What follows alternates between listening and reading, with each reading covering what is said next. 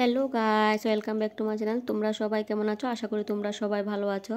তো আজকের ব্লগে আমি দেখাবো আমরা একটা জায়গায় যাব, স্টেডিয়াম। তো ওখানে গিয়ে আমরা খুব একটা সুন্দর জিনিস দেখে এসেছি, তোমাদের দেখাবো। আর এদিকে আমি ছেলেকে চুল কাটতে নিয়ে যাব। ছেলে বলছে আমি আমার হাতের কাজটা শেষ করে নিই তারপরে যাব। তো হাতের কাজটা কি করেছে, এটা ওয়াল হ্যাঙ্গিং বলে না কেউ ডেকোরেশনের জন্য কি বলে, তোমরা অবশ্যই নামটা বলবে, আমি ঠিক নাম বলতে পারছি না।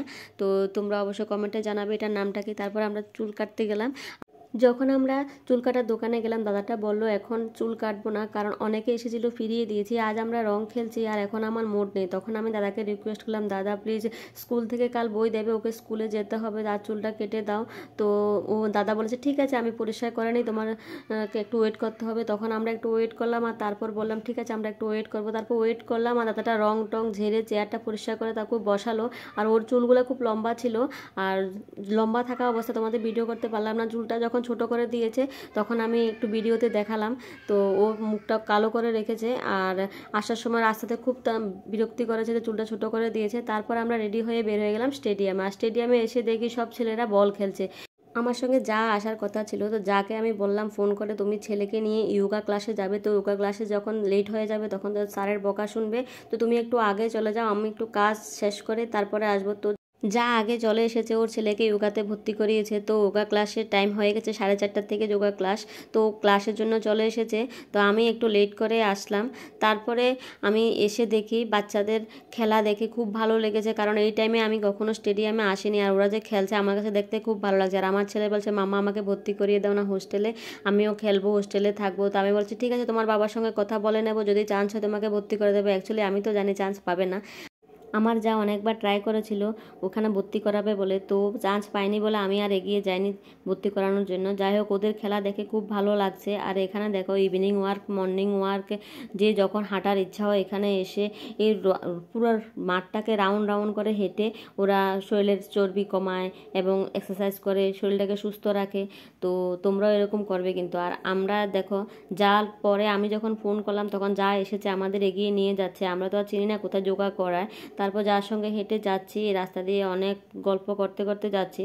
আর একদিকে বয়েজ হোস্টেল একদিকে গার্লস হোস্টেল, কিন্তু অ্যাকচুয়ালি জানো ভিতরে গিয়ে খুব ভালো লেগেছে সব বাচ্চারা যখন খেলছে, কারণ এরকম টাইমে আমি কখনো আসিনি স্টেডিয়ামে। এসে যখন দেখলাম বাচ্চারা খেলছে, কেউ ক্রিকেট খেলছে, কেউ শর্টপুট খেলছে, কেউ ব্যায়াম করছে, কেউ সাঁতার শিখছে, খুব সুন্দর লাগছে আমার কাছে। আর ভিতরে যাওয়ার তো পারমিশন নেই, কেউ জিম করছে, তো জিমের ক্লাস, সাঁতারের ক্লাস, এগুলি তোমাদের আমি দেখাতে পারছি না। যেগুলি বাইরে মাঠে খেলছে ওগুলি তোমাদের ভিডিওতে একটু দেখানোর চেষ্টা করেছে। আসলে স্পোর্ট স্কুলটা দেখে খুব ভালো লেগেছে, ইচ্ছে করে ছেলেকেও এখানে ভর্তি করিয়ে দিই, কিন্তু ছেলের স্কুল টাইমিংয়ের জন্য আমি পাচ্ছি না ওকে স্কুলটাতে ভর্তি করে দিতে, কারণ আমি স্কুলের সঙ্গেই কিন্তু আছি, আমাদের কোয়ার্টারটা কিন্তু স্কুলের সঙ্গে।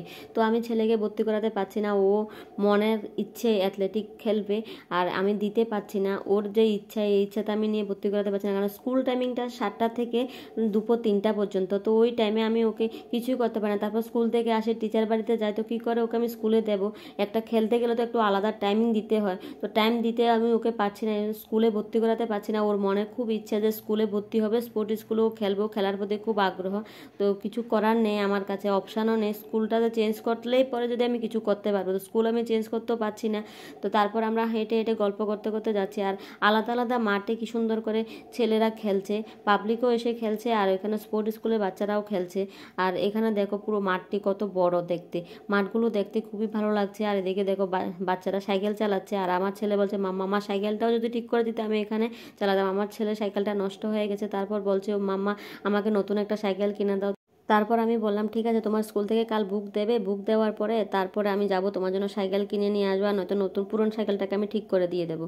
তারপরে আমরা হেঁটে যখন এদিকে আসলাম তখন একটা মেয়ে একটা ডগিকে নিয়ে খেলছে, আর সত্যি ডগিটা খুব সুন্দর ছিল আর দেখতে খুব ভালো লাগছে। তো আমি বলেছি ঠিক আছে এটাকে আজ আমার ভিডিওতে দেখাবো। আর এই মাঠটাতে যখন আমরা মর্নিং ওয়াক করতে আসলাম তখন কিন্তু এই মাঠটা পিচ ছিল না, পিচ করার পরে কিন্তু এই ফার্স্ট আসলাম তখন কিন্তু মাটির ছিল আর খুব সুন্দর লাগতো।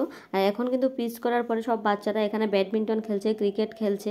তো তারপর ছেলেকে বললাম, বাবা আমরা এখানে বসে আছি, ওরা যে খেলছে আমরা দেখছি, খুব ভালো লাগছে, তুমিও যাও মাঠে খেলো। তো বলছে, মাম্মা আমাকে ব্যাটটা আনতে দিলে না, আমি বলটা নিয়ে এসেছি, কী দিয়ে খেলবো? আমি যে বল দিয়ে তুমি ড্রপ ড্রপ করে খেলো। তো বলেছে এভাবে তো খেলা হয় না। তো আমি বলছি ওদের সঙ্গে যাও ব্যাডমিন্টন খেলো। বলছে ওদের আমি চিনি না। তো আমি বলেছি আরে চিনতে হয় নাকি, খেলতে গেলে ওদের সঙ্গে ভাই বন্ধু বলে তো খেলা যায় না। তো বলছে না যাবে না। তখন আমরা দুই বান্ধবী মিলে বসে বসে গল্প করছি। আর হ্যালো গাইজ, দেখো আমরা কিভাবে গল্প করছি, আমি বলছিলাম ভিডিওতে। তারপর ছেলে বোরিং হয়ে যাচ্ছে, তো ও বলছে মামা আমার কাছে ভালো লাগছে না। তারপর কি করব, লাস্টে আমি নেমেই গেলাম মাঠে। ঠিক আছে চলো আমরা মা ছেলে মিলে বল খেলবো। আর আমি বলটা ক্যাচ ধরতে পারছি না, বলটাকেও মাছে ধরতে পারছি না। তারপর আমি ট্রাই করে যাচ্ছি, ছেলের খুশির জন্য মাঠে নামলাম, যতটুকু পারছি চেষ্টা করছি, তবু তো একটু খুশি দেওয়ার চেষ্টা করছি। যাই হোক আমি ক্যাচ ধরতে পারছি না। সত্যি অ্যাকচুয়ালি আমি তো কখনো ক্রিকেট খেলিনি, তো অ্যাকচুয়ালি ক্যাচ ধরবো বা কী করে। আর ওকে বলছি আমার দ্বারা কি হবে খেলা। তারপরও ছেলের খুশির জন্য নামলাম। তারপর এখানে একটা বাচ্চাকে বলছি বাবা ভাইটার সঙ্গে একটু খেলো। তখন ও খেললো না, ওরা বলছে ওরা ব্যাডমিন্টন নিয়ে এসেছে, ব্যাডমিন্টন খেলে চলে যাবে। তারপর আমি বললাম ঠিক আছে এখন একটা কাজ করো, আমার সঙ্গে যা ছিল এখন তুমি আন্টির সঙ্গে খেলো, তো দেখি আন্টি ক্যাচ ধরতে পারে কিনা। আমি তো ক্যাচ ধরতে পারছি না। তো বলেছে ও, আন্টিও বলছে যে আমি খেলতে পারবো কিনা, আমিও তো শিওর না কতটুকু খেলতে পারবো। তারপর আমি বললাম ঠিক একটু ট্রাই করে দেখো তুমি ক্যাচটা ধরতে পারো কিনা, আমি তো পারছি না ক্যাচটা ধরতে। অনেকবার ট্রাই করলাম কিন্তু আমি একবারও পারলাম না ক্যাচটা ধরতে। আর এদিকে বাচ্চারা খেলছে কিন্তু অথচ ওর সঙ্গে খেলছে না কেউ। আর ও চিনে না, যদিও ওর দোষ নেই, কারণ ওকে তো সবসময় নিয়ে আসি না। যদি একটা জায়গাতে সবসময় আসে তাহলে সবার সঙ্গে পরিচয় হলে নিশ্চয়ই ওরা খেলতো। ওরা যেহেতু চিনে না ও খেলবেও না। তো আমি ওদেরকে অনেকবার রিকোয়েস্ট করলাম, ওরা খেলছে না ওর সঙ্গে। তারপর আমি যাকে বললাম ঠিক আছে তুমি এখন ক্যাচটা ধরতে পারো কিনা দেখো, আমি এখন মোবাইলটা নিয়ে তোমাদের ভিডিও বানাবো, তোমরা ক্যাচটা ধরো। তখন যা নামলো মাঠে, জালও পারলো না যে ক্যাচটা কিভাবে ধরে। তো ও ট্রাই করছে। অ্যাকচুয়ালি আমরা তো কখনো ক্রিকেট খেলিনি, তো কিভাবে আমরা ক্যাচটা ধরবো। অ্যাকচুয়ালি আমার ছেলে তো বুঝতে চেষ্টা করছে না, ও তো ভাবছে যে আমার সঙ্গে কেউ খেলার সাথী নেই। তো আমি খেলার জন্য মাঠে নামলাম এবং ওর আন্টিও নেমে গেল। আর এদিকে বাচ্চারা দাঁড়িয়ে গল্প করছে, ওরা ব্যাডমিন্টন খেলা ছেড়ে দিয়েছে, তারপরে ওর সঙ্গে খেলছে না, কারণ ওরা চিনে না। আর অচেনা একটা বাচ্চার সঙ্গে নিশ্চয়ই খেলবে না। তো যাই হোক আমি ছেলেকে খুশি দেওয়ার জন্য মাঠে নামলাম, ওর আন্টিও খেলছে। আর আন্টি কিন্তু চেষ্টা করছে, আমার থেকে মনে হয় ভালো খেলেছে আন্টি। যাই হোক ওরা কিন্তু খুব চেষ্টা করে গেছে, আমরা কিন্তু কেউ ক্যাচটা ধরতে পারলাম না। লাস্টে যখন ক্যাচটা ধরতে পারছি না, তখন আমাদের কাছে আর খারাপ লাগছে। ছেলেকে খুশি করতে গিয়ে মাঠে তো নেমেছি, খেলতে পারছি না। তারপর বলছি বাবা ঠিক আছে আজকের জন্য এখানে শেষ করে দাও, আমরা পরে আরেকদিন ব্যাট বল নিয়ে আসবো আর মাঠে খেলবো। তারপর বললো ঠিক আছে চলো চলে যায়। তারপর যে যার ছেলে ঈশানের যোগা ক্লাস শেষ হয়নি, আমরা এসে বসলাম স্কুলটার ভিতরে, এসে একটা গাছের নিচে বসলাম, অনেক গার্ডিয়ান বসে আছে। তো আমরা বসলাম। আর এখানে যে টিচাররা খেলা করাচ্ছে, বাইরে যে ফিল্ডে যে ওরা খেলছে ওদের খেলা দেখছি। আর খেলা দেখতে দেখতে আমরা ভাবছি যে আমাদের ছেলেরা যদি এখানে থাকতো তাহলে ওরাও খেলতো। আর খেলার জন্য আমরা দেখো ওদের নিয়ে আসতে হচ্ছে মাঠে। আর যদি এখানে স্কুলটাতে ভর্তি করতাম তাহলে ওরা কত সুন্দর করে খেলতো। আর ওদের খেলা দেখে আমাদের কাছে খুব ভালো লাগছে। দেখো বাচ্চারা যদি খেলতে পারে নিশ্চয় মন এবং মাইন্ড দুটোটাই ভালো থাকে, শরীর তো ভালো থাকে। আমরা বুঝো না বুঝার মতন করে থাকতেও কিছু করার নেই। আর এদিকে ঈশানের এখনও ছুটি হয়নি, আমাদের শুধু মশা কামড়িয়েই যাচ্ছে। আর মশাকে দেখো সবাইকে মশা কামড়াচ্ছে, দেখো সবাই বসে বসে কীভাবে মশা মারছে। আর এদিকে বাচ্চাদের খেলা শেষ, মাস্টার বললো সবাইকে লাইন ধরে দাঁড়া করানোর জন্য। তো সবাই লাইন ধরে দাঁড়িয়ে কি করছে দেখো।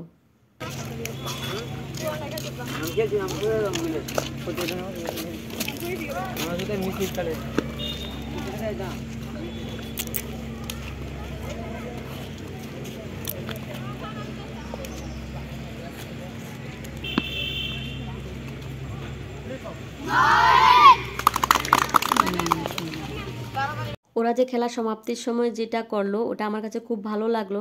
আর এদিকে ঈশানের ক্লাস শেষ হয়ে গেছে, ঈশানকে ছুটি দিয়ে দিয়েছে। তারপর বলছে দাদা আমি তোমার সঙ্গে ক্রিকেট খেলবো। ও তো ব্যাট নিয়ে যায়নি কিন্তু বল নিয়ে গেছে, আর বল দিয়ে ওরা খেলছে অনেকক্ষণ। আমরা দাঁড়িয়ে ওদের দৃশ্যই দেখছি, কারণ ওরা তো খেলার সাথেই পায় না, সবাই আলাদা আলাদা জায়গাতে থাকে, আলাদা আলাদা ঘরে থাকে। তো আমি ওকে নিয়ে গেলাম যে স্কুল নেই এখন, তো স্কুল পরীক্ষা শেষ, সব স্কুলে বন্ধ। তারপরে ও একটু খুশি হবে, তো ওর নিজেরও একটু মনে ভালো লাগবে। তো ছোটো ভাইয়ের সঙ্গে খেলছে, তো মাঠের ভিতরে যে খেলছে দেখো, খেলতে পারছে না, একদিকে মারছে আর একদিকে চলে যাচ্ছে। তারপর ওদের মনে একটু আনন্দ পাচ্ছে। এদিকে সন্ধ্যাও হয়ে এসেছে আর আকাশে মেঘও করে রেখেছে। তো যায় ছাতা নিয়ে এসেছে, কিন্তু আমি ছাতা নিয়ে আসিনি। তো বৃষ্টি হলে কিন্তু আমরা সব ভিজে যাবো। আর এদিকে সব টিচাররা চলে যাচ্ছে আর সব স্টুডেন্ট কিন্তু রুমে চলে গেছে। আর কিছু এক দুজন পাবলিক স্টুডেন্ট আছে যারা বাইরে খেলার জন্য এসেছিল, তারা আছে।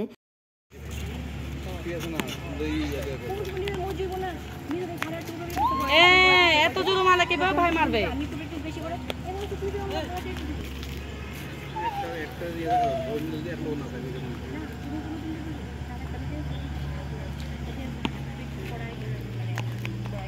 তারপর ওদের বলছি বাবা আর খেলতে হবে না, চলো না ঘরে, বৃষ্টি আসবে, সন্ধ্যাও হয়ে এসেছে। তারপর অনেক বুঝিয়ে সুঝিয়ে ওদের খুব কষ্ট করে রাজি করালাম বাবা। তারপরে বলছে ঠিক আছে চলে যাব। তারপরও দেখো আসতে কত লেজির মতো করছে। তারপর আমরা চলে আসছি, আর রাস্তা দিয়ে যাওয়ার সময় জালের সঙ্গে কথা বলতে বলতে চলে যাচ্ছি। দেখো সন্ধ্যা হয়ে এসেছে। আমরা কিন্তু বাড়ির জন্য রওনা দিয়ে দিয়েছি, কিন্তু ওরা কিন্তু আমাদের আগে আগে একটা জিমের কিছু কিছু পার্ট রেখেছে, যে বাইরের থেকে পাবলিক এসে একটু প্র্যাকটিস করবে। ওরা কিন্তু ওদিকে যাচ্ছে, আর ওরা দুষ্টামি করতে করতে যাচ্ছে। ওরা বলছে জিম করবে, আমাদের আগে আগে দূরে দূরে যাচ্ছে। তো আমরা পিছিয়ে আস্তে আস্তে করে আসছি। আমরা কিন্তু পিছনে রয়ে গেছি, আর ওরা এসে কিন্তু উঠে গেছে জিম করবে বলে। আর দেখো দুইজনের ভাইয়ের কি দুষ্টামি, কি মস্তি। অ্যাকচুয়ালি ওরা কিন্তু এগুলি যে করছে এগুলি ঠিক না, তারপরে ওদের খুশির জন্য আমরা কিছু বলছি না ওদেরকে। ওরা কিন্তু যে উঠেছে এখানে, এগুলি কিন্তু বয়স্কদের জন্য, একটু এজ যাদের হয়েছে তাদের জন্য, এগুলি কিন্তু বাচ্চাদের জন্য ঠিক না। তারপরেও কিছু বলছি না, ওরা খেলবে বলছে, ওদের জন্য তো কিছু করাও যাচ্ছে না, কারণ ওরা দুই ভাই মিলে খুব মস্তি করছে। যাই হোক, আর তোমরা কে কে জিম করো অবশ্যই কমেন্টে জানাবে। আর এখানে কিন্তু এসে কিন্তু এই যে মাঠটা, দশরথ স্টেডিয়াম, এই যে পুরো মাঠটা দেখে কিন্তু আমার কাছে খুব ভালো লেগেছে। তারপর আমি বললাম ঠিক আছে আমিও একটু এক্সারসাইজ করব। তারপর মা ছেলে মিলে একটু এক্সারসাইজ করে নিলাম। আর তোমরা কে কে এক্সারসাইজ করো কমেন্টে লিখবে, আর কার কাছে এরকম ভালো লাগে তোমরা অবশ্যই কমেন্টে জানাবে। আর তোমরা কে কে জিম করো অবশ্যই কমেন্টে লিখবে। আর আমার ভিডিও তোমাদের কাছে কেমন লাগলো তোমরা অবশ্যই কমেন্টে জানাবে। আর যদি ভালো লাগে একটা লাইক অবশ্যই দেবে। আর পুরো স্টেডিয়ামটা যে ঘুরে দেখালাম, বাচ্চাদের যে খেলার আনন্দটা তোমাদের মাঝে আমি তুলে ধরলাম, তোমাদের কাছে কেমন লাগলো এটা কিন্তু অবশ্যই তোমরা কমেন্টে জানাবে। আর কে কে মা ছেলে মিলে একসঙ্গে জিম করো ওটা কিন্তু কমেন্টে লিখবে। আর দুই ভাই মিলে কিন্তু খুব মস্তি করেছে, খুব দুষ্টামি করেছে। আর দেখো এরা কি জিম করছে না এরা খেলছে, ওরা নিজেও বুঝতে পারছে না। আর জিমের জিনিসগুলো আর কোনো ইজ্জতে রাখছে না, ওরা পুরো নাজেহাল করে দিয়েছে। তারপরে আমরা এখানে শেষ করলাম, মাঠের প্রোগ্রাম শেষ হয়ে গেছে, ওদের নিয়ে আমরা বাড়ির দিকে রওনা দিলাম। সন্ধ্যাও হয়ে এসেছে, তোমরা দেখতে পাচ্ছ পুরো অন্ধকার হয়েছে। আর আসার সময় আমি বলেছি যে আমি পার্লারে যাব, আমি থ্রেডিং করব। অনেক দিন ধরে আমি ঘর থেকে বেরোতে পারি না, থ্রেডিং করার উদ্দেশ্যে আসলাম পার্লারে। এখন আমি থ্রেডিং করব। আর আমার কাছে এই পার্লারে থ্রেডিং করতে খুব ভালো লাগে, তাই আমি বললাম যে তোমার কাছে করবো। আমি অনেক দিন কিন্তু আগে ফোন করেছিলাম, তখন দোকানে ছিল না, ও কিন্তু দোকানে সবসময় বসে না। তারপর আমি বলছি তুমি যখন আসবে তখনই তোমার কাছে আমি থ্রেডিং করব। তারপর ওর সঙ্গে একটু কথা বলছিলাম, গল্প করছিলাম। গল্প করতে করতে বললাম ঠিক আছে তুমি আমাকে থ্রেডিং করে দাও, আমাদের কিন্তু লেট হয়ে যাচ্ছে। তারপর ও আমাকে থ্রেডিং করে দিচ্ছে, আর বলছে তুমি ভিডিও করছো কেন? আমি বলছি বলবো যে তুমি খুব সুন্দর করে থ্রেডিং করো, খুব সুন্দর করে কাস্টমারকে হ্যান্ডেল করো, যে ক্লায়েন্টকে হ্যান্ডেল করা তো সবার পক্ষে সম্ভব না। যে হাসছিলাম আর ভিডিও বানাচ্ছিলাম, বলছি যে তোমার কথা বলবো, তুমি খুব ভালো করো। আর সত্যি খুব ভালো, ও ক্লায়েন্টের সঙ্গে খুব সুন্দর করে হাসি দিয়ে কথা বলে। আর হাসি দিয়ে তো সবাই কথা বলতেও পারে না, কারণ অনেক পার্লারে গেলে দেখবে কুকুরের মতো ঘেউ ঘেউ করে কথা বলে। যাই হোক নূর কিন্তু হাসি দিয়ে কথা বলে, আর সবার সঙ্গে মিষ্টি মিষ্টি কথা বলে। আর ক্লায়েন্টের সঙ্গে সম্পর্ক মধুর হওয়া দরকার, তো মধুর সম্পর্ক কিন্তু ক্লায়েন্টের সঙ্গে কিন্তু বন্ডিং ভালো বানিয়ে রাখে।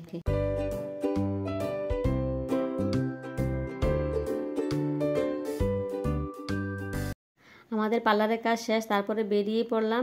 আর যাওয়ার সময় বলছে দুইজন বাচ্চা বলছে যে আমাদের চিপস কিনে দাও, চকলেট কিনে দাও। তারপরে একটা কাকুর দোকানে ঢুকলাম, আর কাকুকে পাগল বানিয়ে দিচ্ছে, একবার বলে চিপস খাবে, একবার বলে চকলেট খাবে।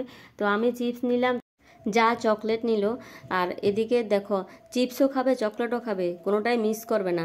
আর বাচ্চারা জানি না চিপস চকলেট পেয়ে কী হয়, পেট ভরে কিনা তো বুঝতে পারছি না। ভাতের কথা বললে ওরা ভাত খাবে না, চিপস খাবে, চকলেট খাবে। আমাদের এই ভিডিওটি তোমাদের কাছে কেমন লাগলো, যদি ভালো লাগে লাইক কমেন্ট শেয়ার করে দেবে। আর তোমরা ভালো থাকবে, সুস্থ থাকবে। আমার ভিডিওটা এখানে শেষ করলাম, বাই বাই।